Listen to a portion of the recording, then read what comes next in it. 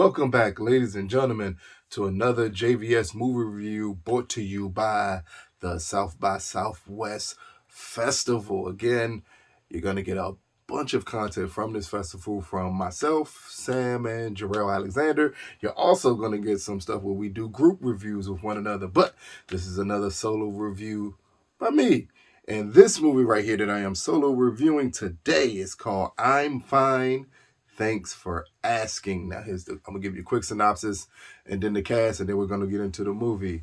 When a recently widowed mother becomes homeless, she convinces her 8-year-old daughter that they are only camping for fun while working to get them off the streets. Starring Kelley, Wesley Moss, and BK Marie.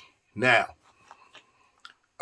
just first initial thoughts of this movie is this is a really, really good, heartbreaking, touching movie. This movie surprised me. I'll start off by saying that I didn't expect much going into this film. I had not heard much about this film going into the film festival, but Miss Kelley, wow, KK, I'm gonna call you KK for the rest of this review because it works better for me. So Miss KK kills it in a tour de force performance. I know she's a co-director on this project. Also, I believe she's the writer on this project too, along with being the star of this project. This is like an amazing feat because normally when you hear something like that and you have one person that involved with the project, you kind of wonder where you're going to get slippage from. Are you going to get it from the performance, possibly from the writing, possibly from the directing, but you get none of it here. So very quick summary of the film without giving away anything humanly possible so you can still go and check it out and see it. So we start off by we see Miss Kelley's character and her daughter in a tent. Nothing is explained to us why they're in this tent. It's just them waking up to start their day.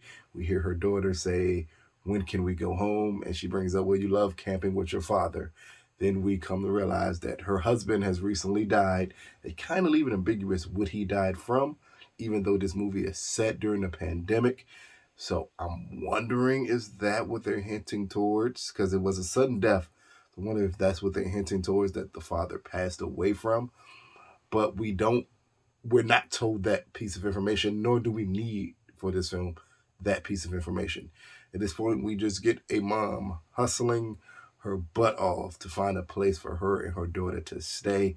And the hijinks start in this dramatic comedy, which has so many great, touching, funny moments in it.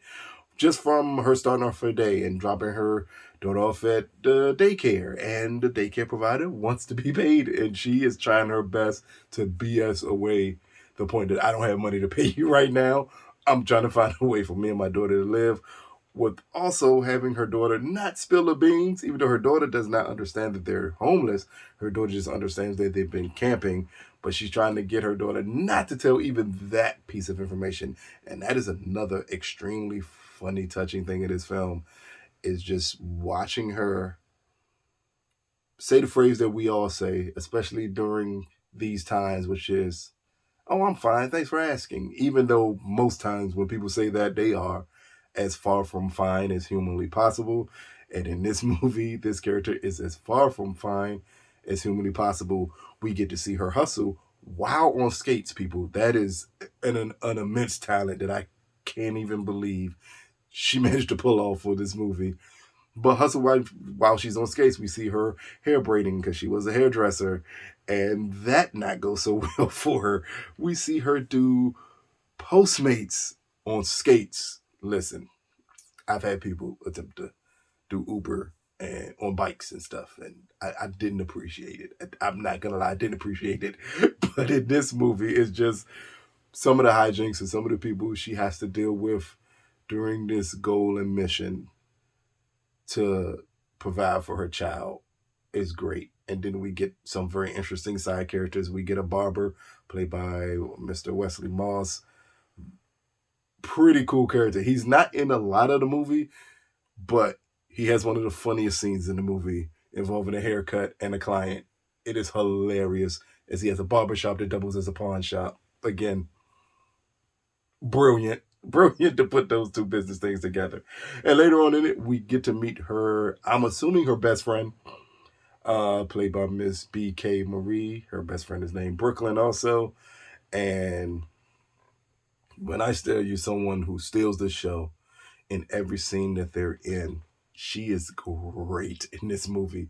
So much so, I wanted to see more of her every chance humanly possible. And when she kept on going back to her friend, it felt like a warm embrace every time she would go back to her friend who spins this tale about going off to Calabasas to live with her rich man. It's a great setup. While the whole time still never taken away from the mission of attempting to gather enough money for her and her daughter to find a place to stay. Just to see her passion and her desire to do whatever she has to do to find this place while not giving up the things that mean the most to her to do so.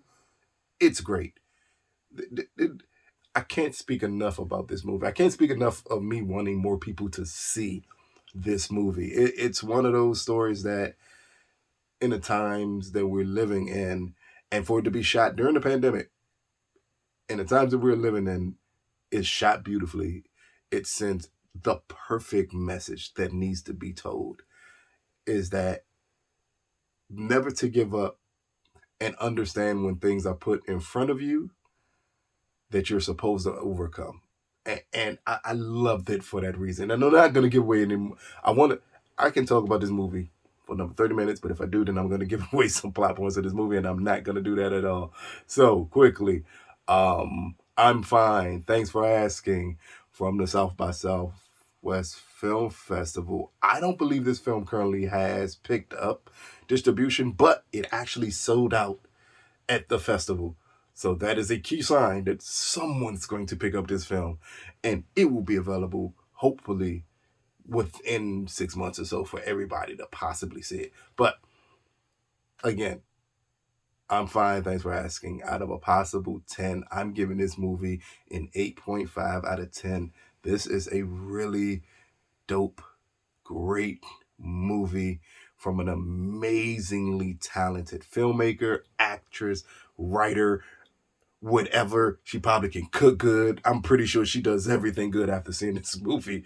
And I need more people to see this movie, especially when it becomes available for everyone to see. So, this has been another JVS movie review.